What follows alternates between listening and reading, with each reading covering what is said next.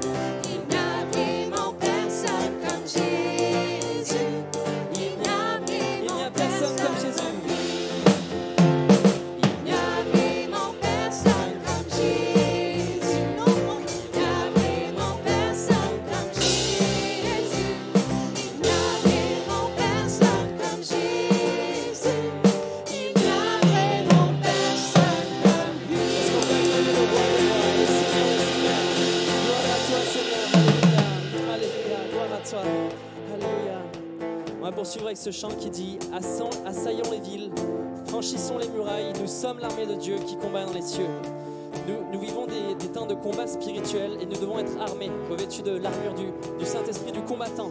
Et donc ce chant qui nous dit « Nous sommes l'armée du roi, nous sommes l'armée du roi, devant l'armée du roi, nous sommes l'armée du roi. » Alléluia.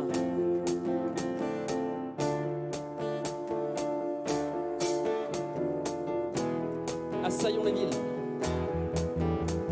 Assaillons les villes, franchissons les murailles. Nous sommes l'armée de Dieu qui combat dans les cieux, qui ordonne aux montagnes, jetez-vous dans la mer. Et vous, esprits méchants, retournez au désert. Assaillons les villes, franchissons les murailles. Nous sommes l'armée de Dieu qui combat dans les cieux, qui ordonne aux montagnes, jetez-vous dans la mer.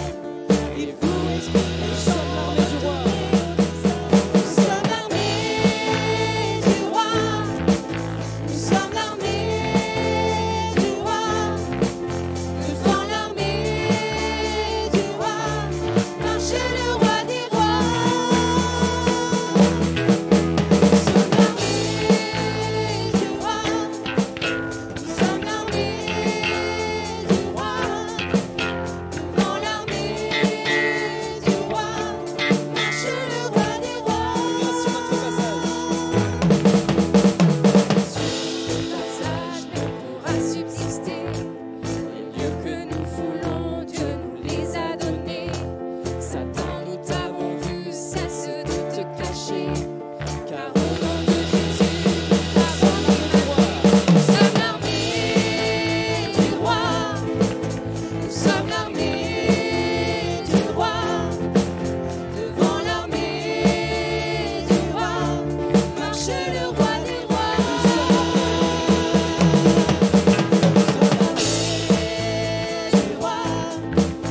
Nous sommes l'armée du roi. Devant l'armée du roi, marche le roi des rois. Ton esprit nous saisit. Quand l'esprit nous saisit, nous nous hâtons de dire les mots de prophétie que Dieu veut accomplir. Dieu parle et tout arrive comme il l'a annoncé. Jamais rien ni personne ne pourra l'arrêter. Nous sommes l'armée du roi. Nous sommes l'armée du roi. Devant l'armée du roi, marche le roi des rois. Nous sommes l'armée du roi. Nous sommes l'armée du roi. Devant l'armée du roi, marche le roi des rois. Nous sommes l'armée. Nous sommes l'armée du roi. Devant l'armée du roi, marche le roi des rois. Nous sommes l'armée. Nous sommes l'armée du roi. Nous sommes l'armée du roi. Devant l'armée du roi, marche le roi des rois. Le roi des rois.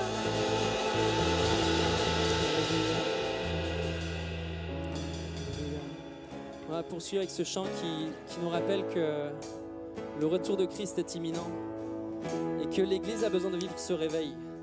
Parmi nous, je sais qu'il y a des gens qui sont chauds, qui sont bouillants, mais il y en a aussi qui sont endormis. Et il y a besoin de vivre ce réveil. Parce que si Jésus revenait ce matin, il y en aurait un qui serait pris et l'autre qui serait laissé. Comme le dit la Bible, de deux personnes dans un champ, l'un sera pris, l'autre laissé. De deux personnes dans un même lit, l'un sera pris, l'autre laissé. De deux personnes travaillant à la meule ensemble, l'un sera pris, l'autre laissé. Donc la question que je te pose ce matin, c'est seras-tu pris ou seras-tu laissé? Nous avons besoin de vivre ce réveil. Réveillons-nous, peuple de Dieu. Alléluia. Réveillons-nous, peuple de Dieu. Oui, soyons une armée en feu. Voyons les pleurs du Fils de Dieu. Serons-nous prêts? Oui, nous l'épouse. Positionnons-nous car Dieu jalouse. Tous unis pour la même cause. Réveillons-nous. Réveillons-nous, peuple de Dieu. Oui, soyons une armée en feu.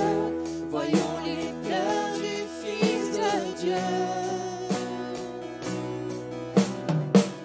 Serons-nous prêts? Oui, nous l'épouse. Positionnons-nous car Dieu jalouse. Tous unis pour la même cause. Réveillons-nous encore. Réveillons-nous, peuple de Dieu. Oui, soyons une armée en feu. Voyons les pleurs du Fils de Dieu. Serons-nous prêts? Oui, nous l'épouse. Positionnons-nous car Dieu jalouse. Tous unis pour la même cause. Oui, je veux te suivre, mon Dieu m'envoie. Oui, je veux te suivre, mon Dieu, mon roi. Pas de compromis, ma vie pour toi. Tu es parti préparer ma place. Je te remercie car c'est une grâce. Je veux m'abandonner dans tes bras. Tu donnes la vie à celui qui croit. Je crierai que tu es mon papa et je combattrai par la foi.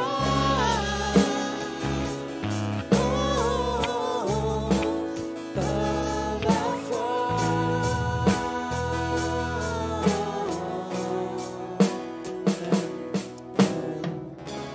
J'aimerais profiter de ce chant pour vous lire une vision que Laurence Botteron avait eue à propos du retour de Jésus en 2017. Je vais vous la lire. Jésus-Christ était en hauteur, dans le ciel. Il regardait toute la planète, le monde entier qui se trouvait devant lui. En ce qui me concerne, je pouvais voir la terre comme un globe qui tourne dans un premier temps. Puis, au fur et à mesure que je regardais, la vision s'affinait et je voyais clairement les continents, les pays, les villes, puis les églises se situant partout dans le monde. En voyant Jésus, j'étais très heureuse. J'avais une grande joie. Mais soudain, j'ai ressenti au fond de moi une peine et une tristesse inexpliquée. En regardant bien Jésus, j'ai pu m'apercevoir qu'il pleurait. Il était calme, ne poussant pas des cris de lamentation, mais il pleurait presque silencieusement. Très interpellé, je dis à Jésus, « Seigneur, tu pleures ?» Mais Jésus ne me répondit pas. Je lui demandai encore, « Seigneur Jésus, pourquoi pleures-tu » Jésus ne me donna toujours pas de réponse à ce moment. Je tombais alors à genoux et voyant mon maître pleurer, je pleurais également avec lui. Puis Jésus me regarda et me dit, « Ma fille, tu veux vraiment savoir pourquoi je pleure ?» Je rétorquai aussitôt, « Oui, Seigneur. » Voici ce que Jésus me dit. « Je suis attristé de voir l'état de mon Église. Je reviens bientôt pour la chercher et l'enlever, mais elle n'est pas prête pour mon glorieux retour. Qui sera prêt le jour de ma proche venue? Mon Église s'est attiédie, refroidie, elle sommeille. Dis-lui de ne pas s'endormir du sommeil de la mort, car les uns mangent, boivent, vaquent à leurs occupations personnelles, dorment pendant que les autres périssent, car ils ne me connaissent pas. Il est l'heure de se réveiller, car la trompette va bientôt sonner. Avertis-les afin qu'ils ne soient pas surpris dans des futilités, plutôt que de s'occuper des choses de mon royaume et des âmes qui se meurent. Il n'est plus l'heure de se préparer. Il vous faut être prêt, car j'arrive comme un voleur, à l'improviste, d'un moment à l'autre. Je prendrai avec moi ceux qui me connaissent et que je connais personnellement et individuellement par leur nom. Il y aura alors des surprises, et en ce temps-là, il sera trop tard. Mon Église sera enlevée. Ma fille, va dire à mon peuple que s'il continue à sommeiller, il va périr, et les gens de ce monde avec, car je reviens bientôt et ma venue est certaine, mais elle sera aussi soudaine. Tenez-vous prêts et travaillez dans ma moisson et au salut des âmes pendant qu'il est encore temps. Là, tandis que je pleurais, Jésus s'est approché de moi, il a posé ses deux mains sur mes épaules et en me regardant avec un grand sourire cette fois, il m'a dit « Va ma fille, je suis avec toi, ne crains rien, je t'aime. » Puis Jésus est parti, je me suis exclamé « Maranatha » Viens Jésus, viens Seigneur Jésus. La vision s'est terminée ainsi. C'est vraiment alarmant de savoir que le retour est imminent, mais que certains parmi nous ne seront pas enlevés et que d'autres seront enlevés. Il faut vraiment que chacun se consacre personnellement. Tu ne peux pas te consacrer pour ton époux, pour tes enfants, pour ta famille. Il faut que chacun se consacre. Les trompettes vont retentir et le Maître va agir. Tenons-nous prêts pour ce moment, il emmènera ses enfants. Alléluia. Chantons, les trompettes vont retentir.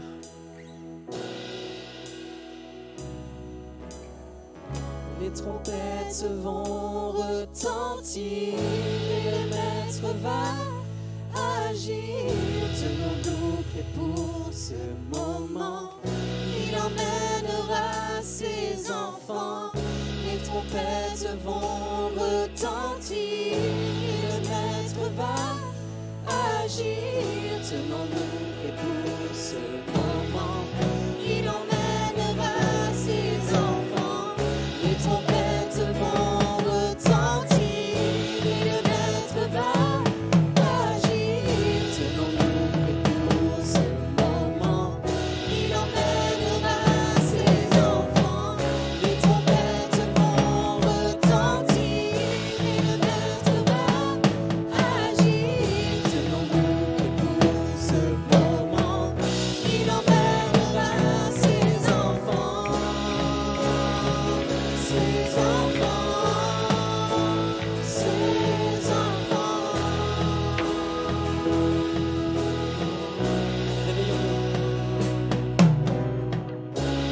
Réveillons-nous, peuple de Dieu, et soyons une armée en feu. Voyons les pleurs du Fils de Dieu. Serons-nous prêts? Serons-nous prêts? Oui, nous l'épouse. Positionnons-nous car Dieu jalouse. Tous unis pour la même cause. Réveillons-nous. Réveillons-nous, peuple de Dieu. Oui, soyons une armée en feu.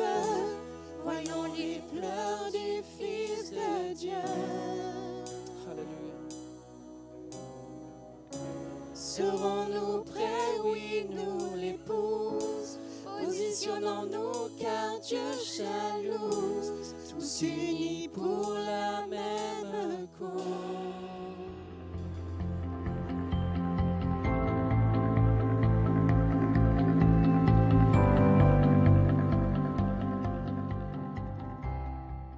Bonjour à toutes et à tous, je vous salue dans le nom de Jésus.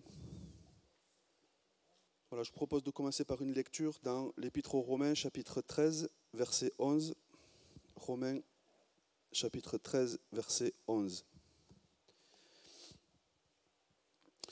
Cela importe d'autant plus que vous savez en quel temps nous sommes. C'est l'heure de vous réveiller, enfin du sommeil, car maintenant, le salut est plus près de nous que lorsque nous avons cru. Et nous pouvons le dire à la première personne du pluriel, c'est l'heure de nous réveiller, enfin du sommeil, car maintenant le salut est plus près de nous que lorsque nous avons cru. Il y a quelques semaines, j'avais parlé de rester éveillé. Rester éveillé qui est l'attitude de celui ou de celle qui attend Jésus. Le chrétien qui attend Jésus, il est éveillé. C'est sa caractéristique principale. Et nous avions vu 4 attitudes spirituelles qui montrent que nous sommes éveillés. Être éveillé, c'est annoncer l'évangile. Être éveillé, c'est renouveler notre sagesse. C'est travailler nos talents et c'est prendre soin de notre onction. Et aujourd'hui, je voudrais terminer avec 2 autres raisons qui font que rester éveillé est indispensable en attendant le retour de Jésus. Être éveillé, c'est demeurer dans la communion fraternelle. Et être éveillé, c'est demeurer fidèle. Donc pour illustrer le fait qu'être éveillé, c'est demeurer dans la communion fraternelle, on va s'appuyer sur le livre de Néhémie.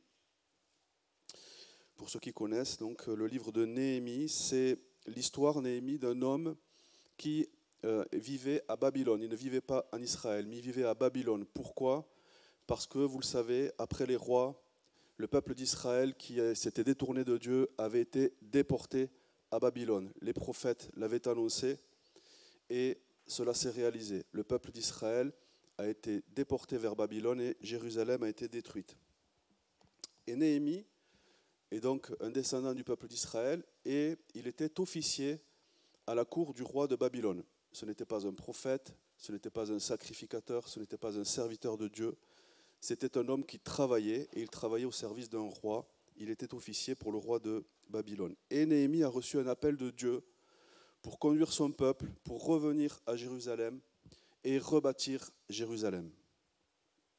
C'est ce qu'il va faire. Il va obtenir l'autorisation du roi de Babylone de revenir à Jérusalem avec une partie du peuple pour travailler à la reconstruction. Et ils vont commencer à reconstruire Jérusalem par les murailles. Qu'est-ce qu'ils vont trouver quand ils vont arriver à Jérusalem? Beaucoup d'éléments contraires, beaucoup de difficultés. D'abord, ils vont trouver des décombres. Ils vont retrouver des éboulements, une muraille qui était fissurée, qui était détruite. Tout ça, vous pouvez le lire dans le livre de Néhémie, dans les chapitres 1 à 3. Nous, on va plutôt se focaliser sur le chapitre 4, mais dans les versets 1 à 3, on nous raconte tout ça. Comment, quand ils sont arrivés, ils ont trouvé une ville dévastée. Et puis, ils ont trouvé de l'opposition parce qu'ils avaient des ennemis. Il y avait des personnes qui ne voulaient pas que la ville soit reconstruite, que la muraille soit reconstruite. Alors, ils vont trouver en face d'eux des ennemis, des menaces de mort, des attaques, des personnes qui voulaient leur causer du dommage. Tout ce que je dis là, c'est issu du texte. Vous le retrouverez dans le texte. Des personnes qui voulaient faire cesser l'ouvrage. Et eux, comment étaient-ils face à tout ça? Ils étaient dans la crainte. Ils étaient dans le découragement. Et il est dit que les forces leur manquaient. Alors que va-t-il se passer? Que vont-ils faire? Comment vont-ils réagir? En fait, ils vont se rassembler derrière le leader que Dieu leur avait donné. Dieu leur avait donné un leader. Dieu leur avait donné Néhémie. C'est lui qui conduisait le peuple dans cette reconstruction. Et la parole dit qu'ils se sont regroupés en famille. Ils se sont regroupés en famille. Et qu'ont-ils fait? Ils ont prié. Ils se sont souvenus du Seigneur grand et redoutable. Ils étaient armés. Ils avaient des épées, ils avaient des lances. Ils combattaient pour leurs frères, pour leurs fils et pour leurs filles, pour leurs femmes et pour leur maison. À aucun moment, ils n'ont abandonné face aux difficultés. À aucun moment, ils n'ont jeté l'éponge. Au contraire, ils ont puisé dans leur force collective, ils ont puisé tout ce qu'il fallait pour accomplir la reconstruction de la muraille. Ils ont puisé leur force dans leur communion. C'est là qu'ils ont puisé leur force pour leur combat charnel, mais aussi pour leur combat spirituel. J'ai aimé ce chant tout à l'heure que nous avons chanté. Nous sommes l'armée du roi. Nous sommes l'armée du roi. Et nous avons des armes. Eux aussi, ils étaient armés. Eux aussi, ils étaient l'armée du roi. Donc on va lire Néhémie au chapitre 4, à partir du verset 16 à 23. Néhémie 4, 16 à 23. Depuis ce jour, la moitié de mes serviteurs travaillaient. C'est Néhémie qui parle. Hein. Depuis ce jour, la moitié de mes serviteurs travaillaient, et l'autre moitié était armée de lances, de boucliers, d'arcs et de cuirasses. Les chefs étaient derrière toute la maison de Juda. Ceux qui bâtissaient la muraille et ceux qui portaient ou chargeaient les fardeaux travaillaient d'une main et tenaient une arme de l'autre. Chacun d'eux, en travaillant, avait son épée ceinte autour des reins. Celui qui sonnait de la trompette se tenait près de moi. Je dis aux grands, aux magistrats et au reste du peuple, l'ouvrage est considérable et étendu, et nous sommes dispersés sur la muraille, éloignés les uns des autres. Au son de la trompette, rassemblez-vous auprès de nous, vers le lieu d'où vous l'entendrez. Notre Dieu combattra pour vous. C'est ainsi que nous poursuivions l'ouvrage. La moitié d'entre nous la lance à la main, depuis le lever de l'aurore jusqu'à l'apparition des étoiles. Dans ce même temps, je dis encore au peuple, que chacun passe la nuit dans Jérusalem avec son serviteur. Faisons la garde pendant la nuit. Faisons la garde pendant la nuit. Et travaillons pendant le jour. Et nous ne quittions point nos vêtements, ni moi, ni mes frères, ni mes serviteurs, ni les hommes de garde qui me suivaient. Chacun n'avait que ses armes et de l'eau. Amen. Ce texte illustre bien, je trouve, les valeurs de l'Église de Jésus. Même si on est 500 ans avant la venue de Jésus, et que ce n'est pas l'Église de Jésus, mais le peuple et Néhémie représentent, annoncent, sont un avertissement. Ils représentent ce que sera plus tard l'Église de Jésus. Donc ils sont venus 500 ans avant Jésus à Jérusalem pour reconstruire cette muraille. Et la reconstruction de cette muraille fait partie des événements qui annoncent le retour de Jésus, qui annoncent le retour de Jésus et la construction de son Église. Est-ce que vous savez qui a bâti l'Église? Les enfants. On va voir si vous travaillez bien au GIB. Qui a bâti l'Église? C'est Jésus. L'Église a été bâtie par Jésus lui-même. Jésus a bâti son Église. Il a, pendant son ministère, dit beaucoup de choses à propos de l'Église. Il a dit plein de choses. Il a dit à Pierre, tu es Pierre et sur cette pierre, je bâtirai mon Église. Il a dit, allez et faites partout des disciples. Il a dit, vous serez mes témoins à Jérusalem, dans toute la Judée, dans la Samarie et jusqu'aux extrémités de la terre. Il a dit, laissez venir à moi les petits-enfants. Vous, les enfants, vous faites partie de l'Église de Jésus, à part entière. Jésus a dit, laissez venir à moi les petits-enfants. Il a dit, ceci est mon corps, rompu pour vous. Faites ceci en mémoire de moi. Et il a dit aussi, afin que tous soient un. Comme toi, Père, tu es en moi, et comme moi, je suis en toi, afin qu'eux aussi soient un en nous. Voilà la vision de Jésus pour son Église. La vision de Jésus pour son Église, c'est bâtir, construire, travailler ensemble, être ensemble, avoir des projets ensemble, partout sur la terre, auprès de toutes et de tous, sans distinction d'origine, d'âge, peu importe. La vision de Jésus, c'est de nous rassembler sur la terre pour ensuite que nous soyons rassemblés en communion avec lui dans le ciel. C'est ça la vision de Jésus. Jésus a dit à Pierre, tu es Pierre et sur cette pierre je bâtirai mon église. Ça veut dire que Jésus lui-même a nommé son œuvre église. C'est pas moi, c'est pas quelqu'un qui a inventé le terme d'église, c'est Jésus lui-même qui a dit, voilà mon œuvre, c'est mon église.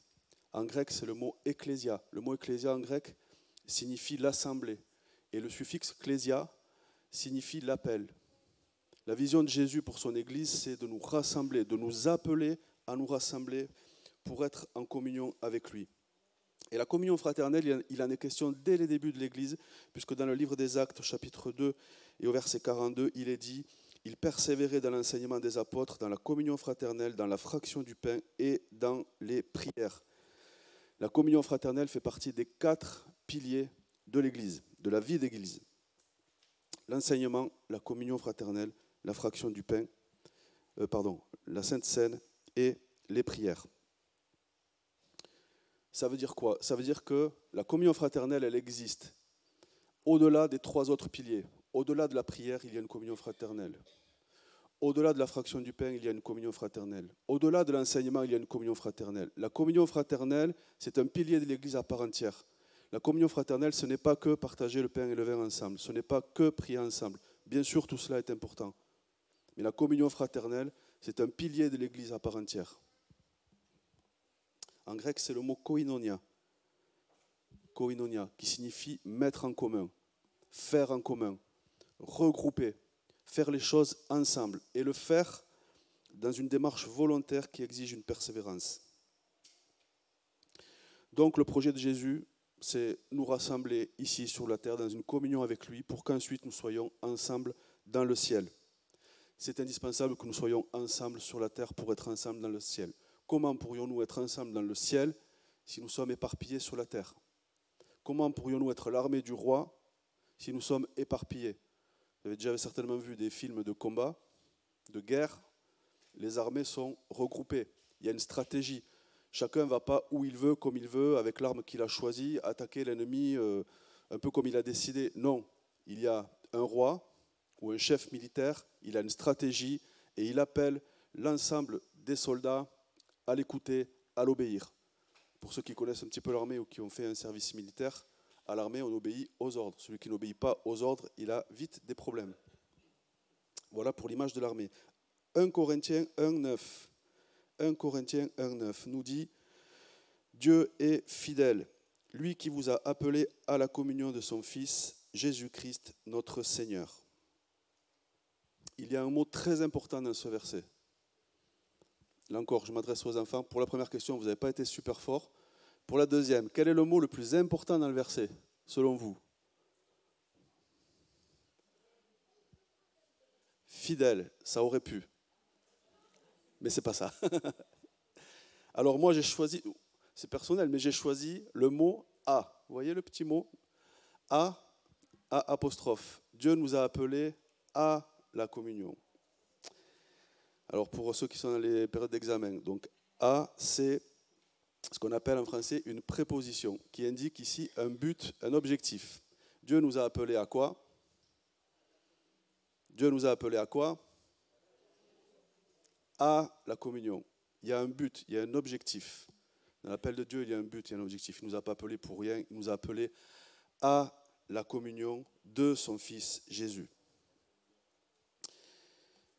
Quand on dit « nous », Dieu nous a appelés, nous c'est qui?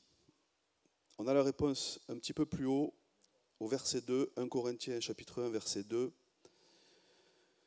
À l'église, alors Paul s'adresse à l'église de Dieu qui est à Corinthe, à ceux qui ont été sanctifiés en Jésus-Christ, appelés à être saints, et à tous ceux qui invoquent en quelque lieu que ce soit le nom de notre Seigneur Jésus-Christ, leur Seigneur, et le nôtre. Paul, inspiré par l'Esprit de Jésus, s'adresse à tous ceux qui invoquent le nom de Jésus. Vous tous qui invoquez le nom de Jésus, vous êtes appelés à la communion de notre Seigneur Jésus-Christ. Toutes et tous. Nous ne sommes pas appelés juste à quitter le monde. Jésus n'est pas venu juste pour que l'on quitte le monde. Jésus est venu pour nous appeler au salut. Jésus est venu pour nous appeler à la communion avec lui. Comme le peuple n'était pas appelé juste à quitter l'Égypte, le peuple était appelé à rentrer dans le pays de Canaan. Comme Néhémie et le peuple n'étaient pas appelés juste à partir de Babylone, ils étaient appelés à partir de Babylone pour reconstruire la ville de Jérusalem.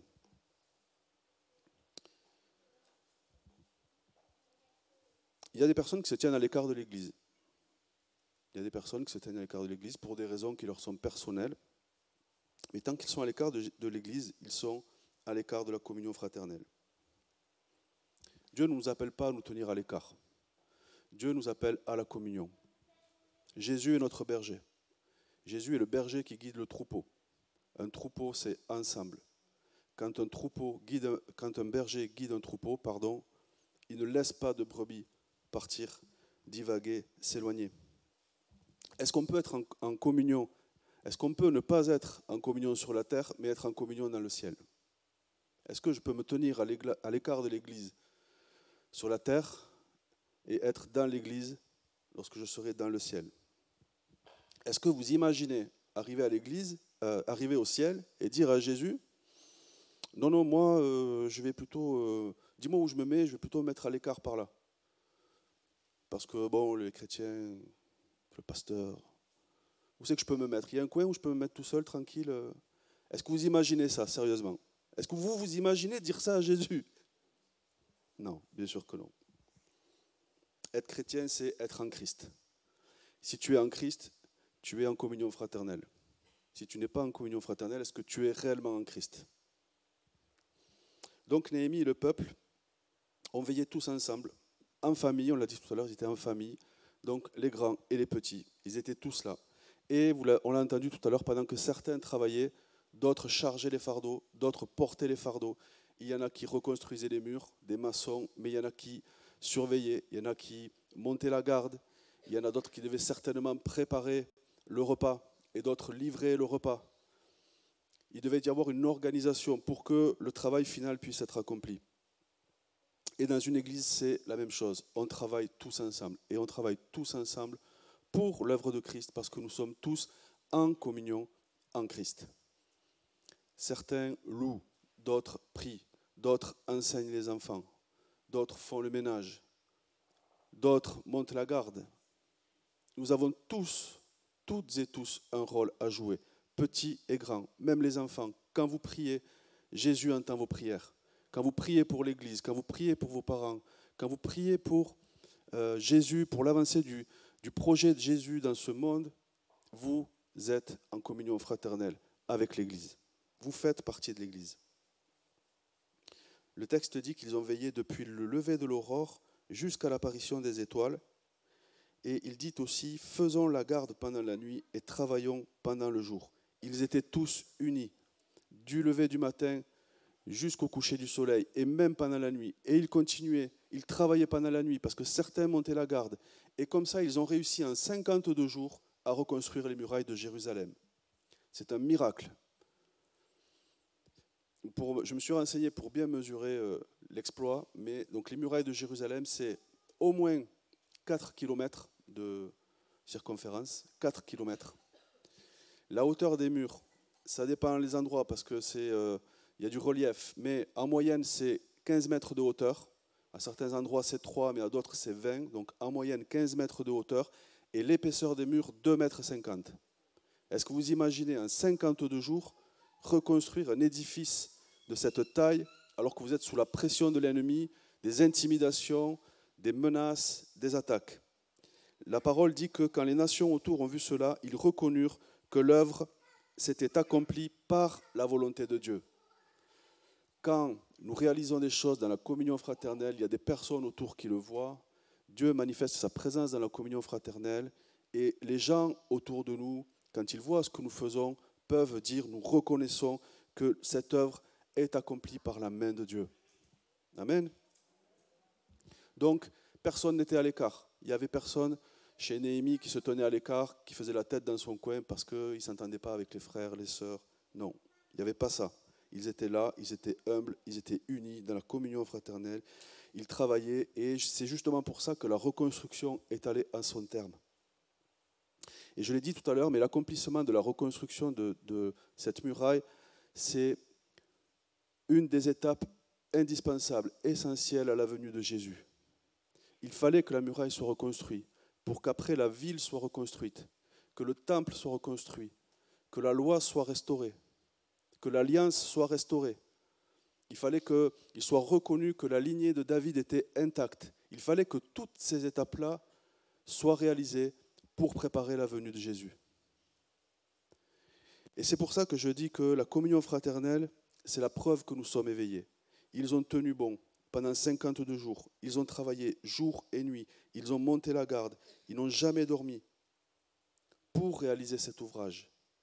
Et ils l'ont fait grâce à leur communion fraternelle. C'est vrai, ce n'était pas encore l'Église de Christ, mais ils l'annonçaient. Donc si tu attends le retour de Jésus, participe à la communion fraternelle. Participe à la communion fraternelle. On l'a lu, c'est ce à quoi Jésus nous appelle. Deuxièmement, être éveillé, c'est demeurer fidèle. Être éveillé, c'est demeurer fidèle. Nous lisons dans le livre de l'Exode, chapitre 24, versets 12 à 14. Exode 24, 12 à 14. L'Éternel dit à Moïse, « Monte vers moi sur la montagne et reste là.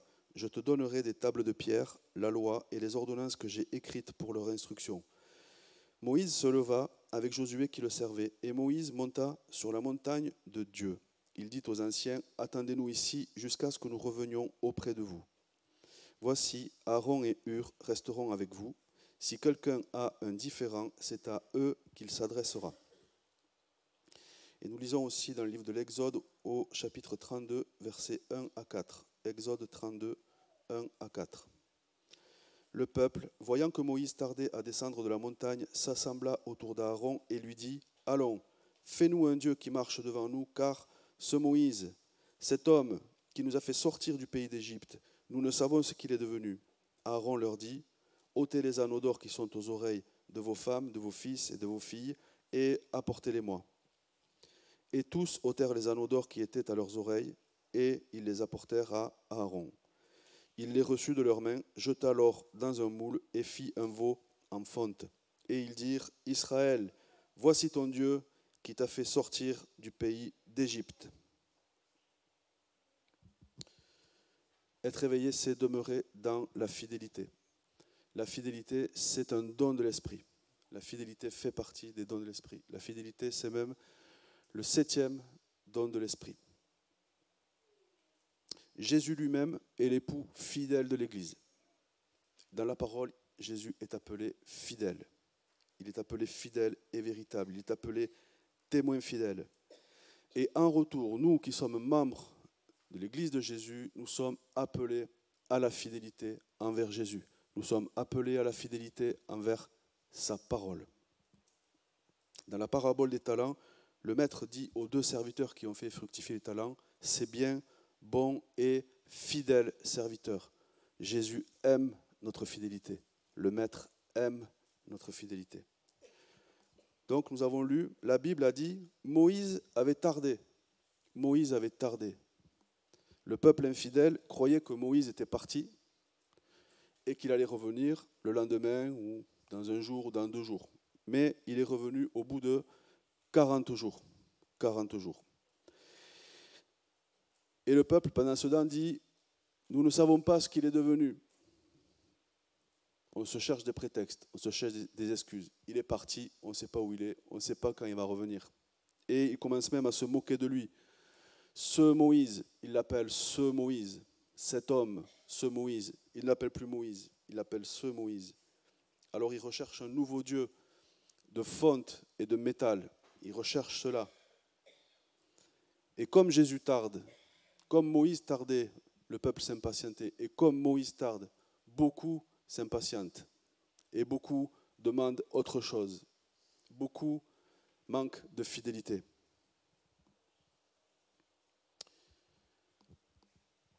Parce que Jésus tarde, beaucoup de chrétiens cherchent un autre évangile. Beaucoup de chrétiens cherchent une autre parole. Beaucoup de chrétiens cherchent un autre Moïse. Ils cherchent un Aaron pour remplacer Moïse. Je crois qu'il y a quelque chose qui est important à comprendre, c'est qu'Aaron, il a cédé à la pression du peuple. Mais pourquoi il a cédé à la pression du peuple? Parce qu'il servait le peuple avant de servir Dieu. Aaron servait plus le peuple qu'il servait Dieu. Moïse, c'était l'inverse. Moïse servait le peuple, mais avant, il aimait Dieu plus que tout. Moïse aimait Dieu plus que le peuple. Moïse aimait Dieu, et après, il servait le peuple. Aaron servait le peuple, et après, il servait Dieu. Le peuple infidèle ne s'était pas fait un veau d'or pour rejeter Dieu. Parce que, quand on lit la parole, on voit qu'ils disent « Il y aura une fête en l'honneur de l'Éternel ».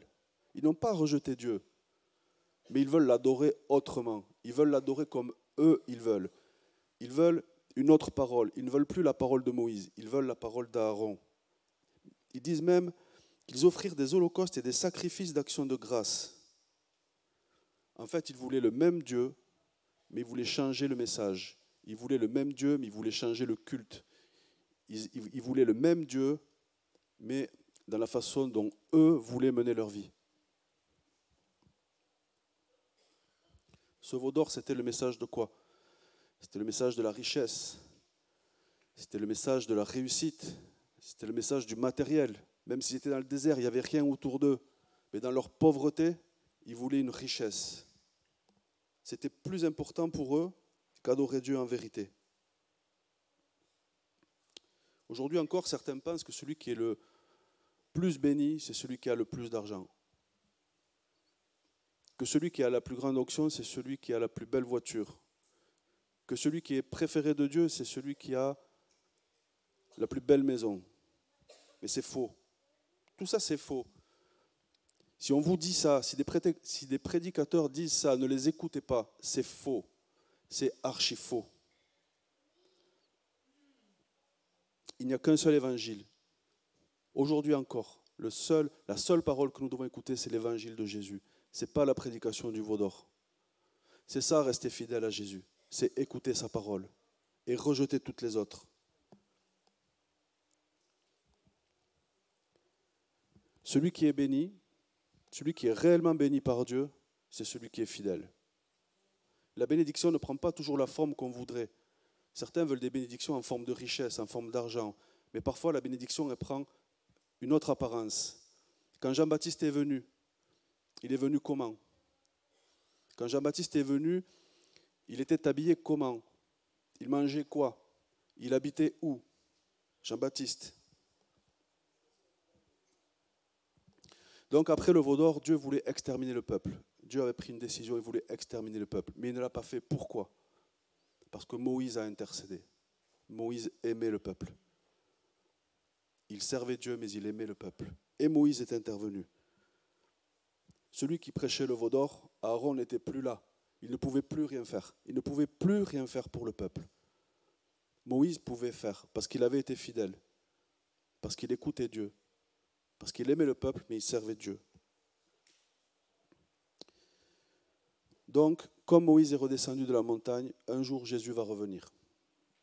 Comment nous trouvera-t-il? Est-ce qu'il nous trouvera éveillés et fidèles? Aaron, c'était celui à qui Moïse avait dit « Je te confie le peuple pendant mon absence ». Et Aaron, qu'est-ce qu'il a fait? Il a conduit le peuple dans l'erreur. Pourtant, Aaron, il était avec Moïse pour sortir le peuple d'Égypte. Il a aidé Moïse à sortir le peuple d'Égypte. Mais est-ce que ça lui donnait le droit de faire ce qu'il a fait? Est-ce que ça lui donnait le droit d'accepter de servir le peuple comme il l'a fait en lui donnant un veau d'or? Non, ça ne lui donnait surtout pas ce droit. Au contraire. Au contraire. Donc restons éveillés parce qu'il n'y a qu'un seul évangile. Et c'est l'évangile de Jésus. Et si des personnes veulent vous prêcher autre chose que l'évangile de Jésus, ne les écoutez pas. Rejetez ces enseignements. Il n'y a qu'une seule parole, c'est la parole de Dieu. Elle est écrite. La Bible dit, cherchez premièrement le royaume de Dieu et sa justice, et toutes choses vous seront données par-dessus. Cherchez premièrement le royaume de Dieu. Cherchez premièrement la parole de Dieu. Toutes les paroles qui veulent venir au-dessus de la parole de Dieu sont des paroles de perdition. Moïse est monté sur la montagne avec Josué. Il aurait dû monter avec Aaron. C'était Aaron qui était à ses côtés depuis qu'ils étaient partis d'Égypte. Mais il est monté avec Josué. Pourquoi? Certainement Dieu lui a dit monte avec Josué. Aaron, il est resté en bas. Parce que certainement, il n'avait pas encore conçu le veau d'or de ses mains, mais il avait certainement déjà conçu un veau d'or dans son cœur. Et ça, Dieu le voit. Dieu connaît nos cœurs. Dieu sait si nous sommes fidèles ou infidèles. Alors Moïse, il est monté avec Josué, le jeune. Le jeune est passé devant l'ancien. Celui qui était réveillé est passé devant celui qui dormait. Et quand Moïse est redescendu de la montagne, il a trouvé Josué qui était là. Et Josué était éveillé et il était fidèle. Il était resté là. La Bible dit « Repentez-vous, car le royaume des cieux est proche ». Et on l'a lu tout à l'heure. Nous n'avons jamais été aussi proches de son retour. Pour notre part, nous prêcherons toujours l'évangile de Jésus. Jésus, qui est mort à la croix, qui a été enseveli, qui est ressuscité le 3e jour et qui va revenir. Jésus va revenir. Un chrétien qui ne croit pas au retour de Jésus, pardon, mais ce n'est pas un chrétien. Nous sommes là parce que nous croyons au retour de Jésus. Nous sommes là parce que nous avons cette espérance. Si on nous enlève cette espérance, à quoi bon? À quoi bon?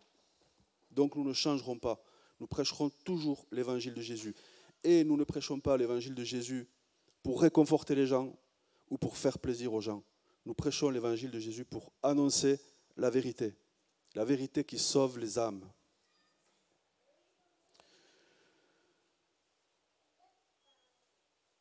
L'amour du monde, qu'on peut encore avoir parfois, mais l'amour du monde, c'est un signe que nous commençons à ne plus aimer Dieu, ou que nous commençons à ne plus aimer Dieu comme il faut, et que nous dormons, que nous nous endormons. Donc soyons réveillés, demeurons dans la communion fraternelle, demeurons fidèles à la parole de Dieu, et attendons son retour. Que Dieu vous bénisse abondamment. Merci Seigneur pour ta parole, merci pour cet amour que tu as répandu dans nos cœurs, cet amour de ta parole, cet amour de toi.